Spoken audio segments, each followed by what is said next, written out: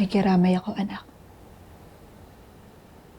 Batid ko kung gaano naging mabuting ina para sa'yo si Mona. At batid ko rin kung gaano kasakit para sa'yo ang kanyang pagyao. Ni minsan hindi po niya pinaramdam sa akin na ampun niya ako. Hindi lang po siya isang mabuting nanay. Mabuti po siyang tao. Mapalad ka, Apwe. Dalawa ang iyong naging ada. At ngayon hindi na lang nanay ang meron ako.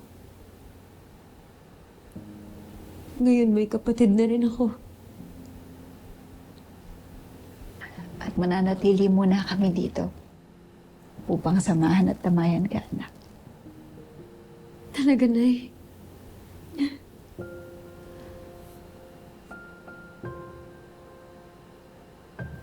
Susulitin ko po ang bawat sandali na kasama ko kayo. Excited ako na mag-bonding tayo. Yan din ang nais ko, anak. Magiging masaya sana kung hindi ako Iftre.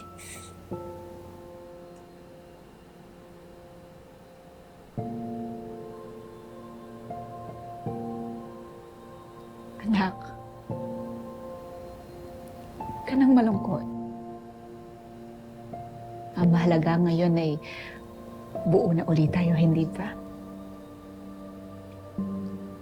Alam mo, nag-aalangan pa rin ako na tawagin kitang ate.